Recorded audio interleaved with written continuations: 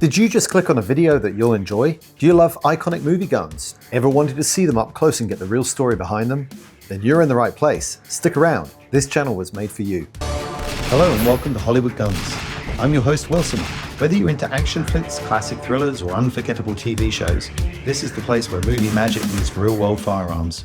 Few action films manage to blend raw intensity with deep emotional storytelling quite like this one. Directed by Luc Besson, known for La Femme Nikita and The Fifth Element, this movie delivers a gripping tale of an underworld assassin who finds himself reluctantly protecting and mentoring a young girl after her family is brutally murdered by corrupt narcotics officers led by an unhinged Gary Oldman. But what really sets this film apart?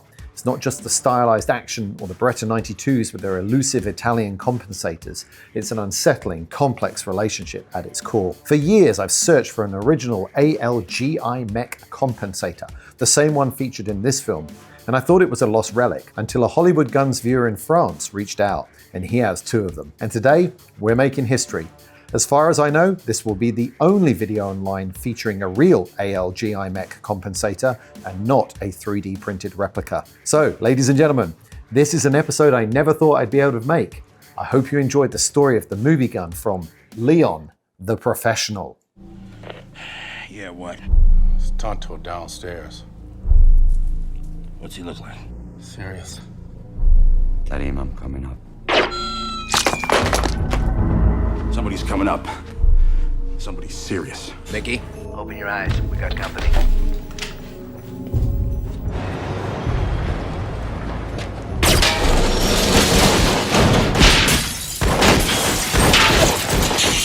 Hey, yo.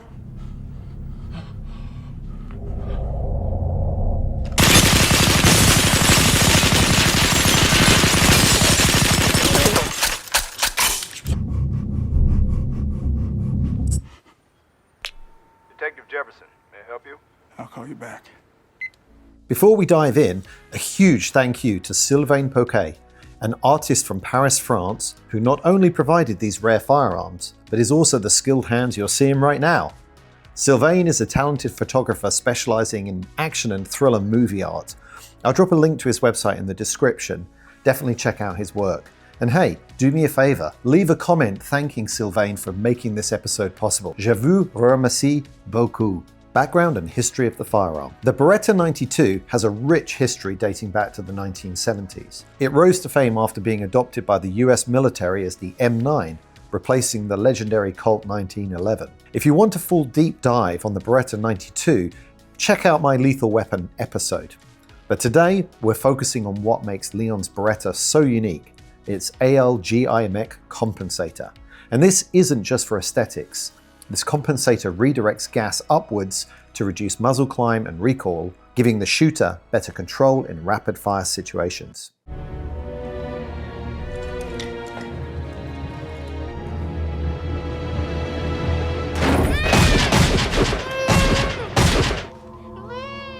What up?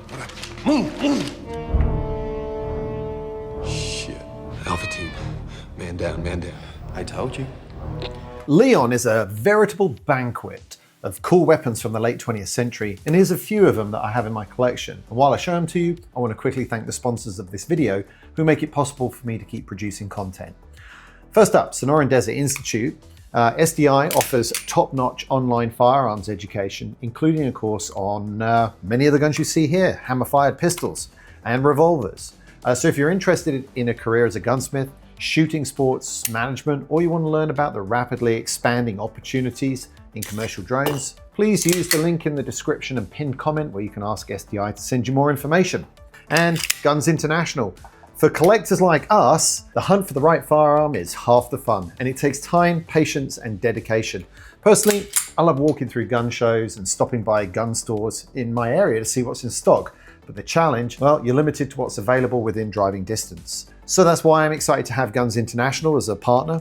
And it's the nation's online classified listing site for firearms. It connects you with gun stores and fellow gun enthusiasts across the country. So whether you're searching for a rare or collector's piece, like this older Mini 14 with its factory folder, or you're just comparing prices on modern classics, Guns International helps you expand your search, talk to knowledgeable people, and find the best deals, all from the comfort of your own home. And to To celebrate, I'm partnering with Guns International for a giveaway. One lucky winner will receive an incredible prize package, so you can sign up using the link in the description, and I'll announce the winner at the end of April 2025 in the YouTube community. So very best of luck for that.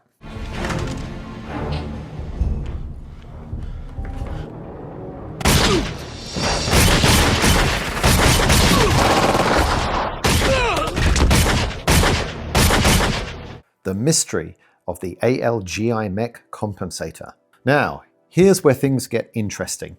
Information about this compensator and its manufacturer is incredibly scarce. I spent years researching it, but I've hit a dead end. So I need your help. Here's what I do know. The compensator was made by LA.RI.A,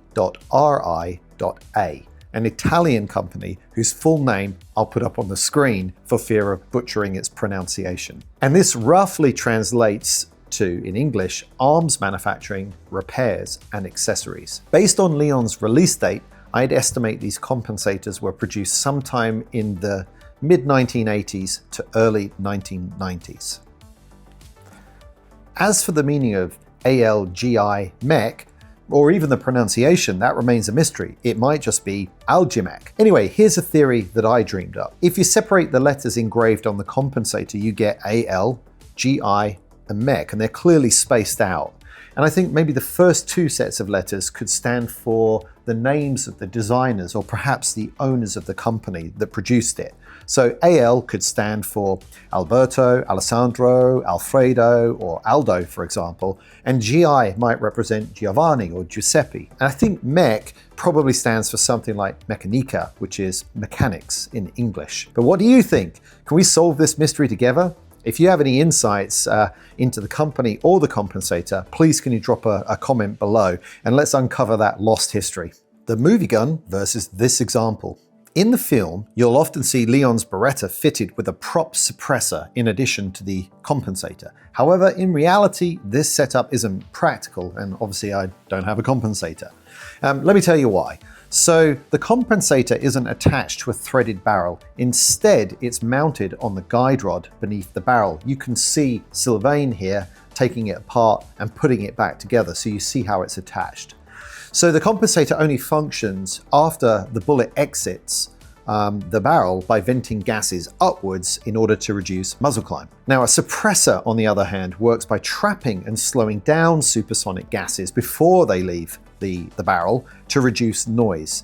So attaching a suppressor after a compensator drastically reduces its effectiveness, essentially making it pretty much useless. So I gave it some thought and I talked to a couple of people with more knowledge than I and said, could you make this setup work? And they said, well, there's a couple of scenarios. The first might be that you would have a really long threaded barrel extending all the way through the compensator to mount the suppressor after it. And then you would have a ported section inside the compensator part of the barrel to redirect the gases upwards. But the problem then is that the vented gases are not going to create enough back pressure in that setup in order to cycle the action reliably. And that's going to be something that an assassin like Léon would absolutely need. So in the real world, you're going to either choose a compensator or a suppressor. Combining them together, that's pure Hollywood magic. Who's coming with us?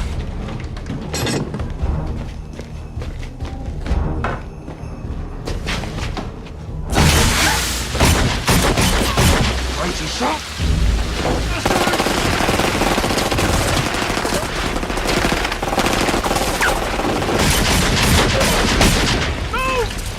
Firearms accuracy in the movie versus real life. Now let's analyze the accuracy of the firearms performance of Léon and his Beretta 92 against what we would expect to see in real life. We're going to cover how well the movie uses the Beretta's 15 round plus 1 magazine capacity, the lifelike or not impact of the 9mm round upon its targets, and the shots that Léon takes. Could he be reasonably assumed to make them? This movie is now 30 years old, and as we've seen on the channel, movies of this age are often pretty inaccurate. Quickly, cast your mind back to the clips I've already shown. How would you score these three categories? Feel free to pause the video and add 3 grades in the comments, A through F, and let's see if we agree. Are you ready? I like these calm little moments before the storm. Firearm capacity. There are 4 main scenes where Léon deploys the Beretta. The opening scene, he fires between 4 and 10 shots. It's hard to tell because the majority of them are after the window security shades are drawn. Even if all the shots were his and not some of his opponents, no issues with the 15-round magazine capacity. Scene 2 is a deleted scene from the regular movie and only included in the extended director's cut. This is where Matilda practices with a paintball handgun on her first real job. Léon fires 2 shots. Scene 3 is the rescue scene at the police station. Holy shit, what we got here? Lunch. Careful, bud. 2 shots. It's scene 4 that has several engagements, and there is a lot going on in a very short space of time. So let's break this down. First, the opening salvo from Léon on the 4-man SWAT team.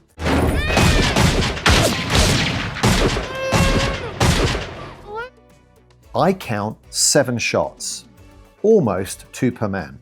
The second salvo, and now it's clear Léon has another Beretta compensated, this time a stainless steel one.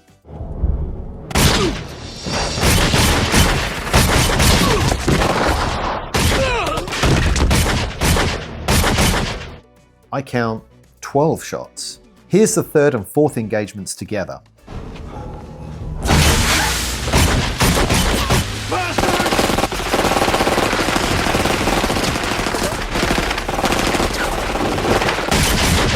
Five shots before the SWAT team are duped into killing their own guy, and 5 shots returned by Léon through the door.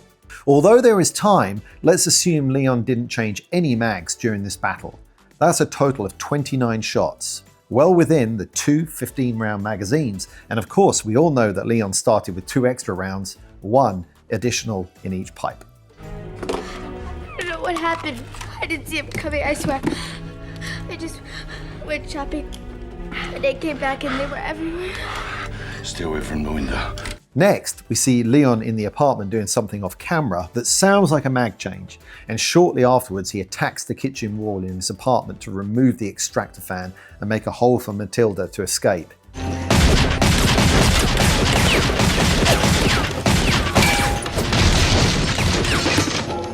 How many rounds? Exactly 15. From the fresh mag. Now this is a lot of action. This is a lot of rounds from a really chaotic scene, and to my eye, and counting it and going through those clips multiple times, it's perfect. Grade A. Actually, no. This level is even better than that. This level of detail gets an A+. Overtures like that get my juices flowing. So powerful. But after his openings, to be honest, he does tend to get a little fucking boring. Caliber capability. Throughout Léon the Professional, shot placement is a major focus. From the headshot on Tonto at the beginning to Léon's discussion about precise targeting with the drug dealer, the film consistently highlights his skill. We see it again when he rescues Matilda, landing 2 precise shots on the cops, one clearly a heart shot. Then, in the apartment shootout, Léon continues aiming for headshots, with some shots striking the neck and shoulder areas of the SWAT team, where their bulletproof vests are not covering. Nothing about the bullet impacts seems exaggerated. There are no over-the-top effects. To my eye, just realistic 9mm ballistics. Given Léon's profession, it's reasonable to assume he would also be using hollow points, which would deliver the stopping power that we see in the film. Another easy grade A. I haven't got time for this Mickey Mouse bullshit! Character and actor portrayal. Could he make the shots? He literally took on an army in that final scene. Let's step back and think about who Léon really is for a second. They told me this guy came from the outside. He was a pro. He was fast. Boom, shoots the Chinaman dead in 2 seconds. A cop. Then turns around, says something to Malky like, No women, no kids. Throughout the film, Léon demonstrates extreme skill, precision, and tactical foresight. In the SWAT team apartment scene, he hides above a doorway and takes shots upside down, anticipates multiple steps ahead using the fire sprinkler system as a diversion, blends in with the chaos, disguising himself as an injured SWAT officer in order to make his escape. Léon isn't just an assassin. Mentally speaking, he's a Rain Man, but he also has the skills of an apex predator and a chameleon moving invisibly in plain sight. So is it believable that he could make the shots he took, take on and win against overwhelming odds? Absolutely. He's the professional. Grade A. Final grade for firearms accuracy of the Beretta 92 as deployed by the cleaner in Léon, the professional. Please confirm or present your alternative arguments in the comments, but I believe he sweeps the board. A well-deserved grade A. So this is something personal, is it? What filthy piece of shit did I do now? Other movies and scenes the firearm was used in. As we covered in the Lethal Weapon episode, the Beretta 92FS is one of the most prolific movie guns of all time. It has appeared in hundreds of films and TV shows. Since launching this channel, I've learned that its popularity isn't just because it was widely adopted by civilians and law enforcement and military agencies worldwide, it's also a favorite among armorers. The almost fixed barrel design of the 92 makes it a particularly well-suited choice for blank fire adaptation, making it a go-to for Hollywood productions. I always believed that the 92 with a ALGIMEC or ALGIMEC Compensator was unique to Léon. But thanks to a viewer of this channel, I recently discovered that an inox version, the satin stainless steel model, appeared in one other film.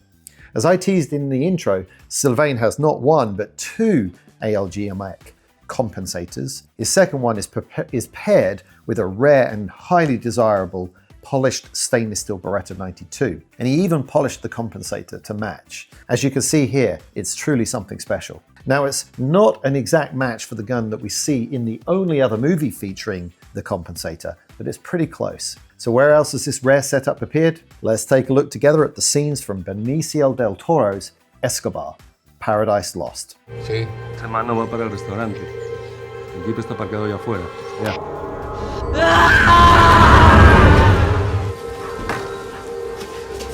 Just say hello. Just say hello and walk up to him. Hitman, you're gonna be fine. Sí. ¿Hace cuánto? Hace un minuto cojo yo para allá. And that, ladies and gentlemen, is a wrap. Once again, thank you to the channel's sponsors, SDI and Guns International, and an extra special thanks to Sylvain for providing the guns and shooting the scenes. If you have an unusual movie gun that you'd like to loan the channel for me to make a video on, please reach out to me via my email, wilson@hollywoodguns.tv. Of course, don't forget to like, please hit the subscribe button and the bell icon for this channel so that YouTube doesn't forget to let you know when I put out another episode. This is from Matilda.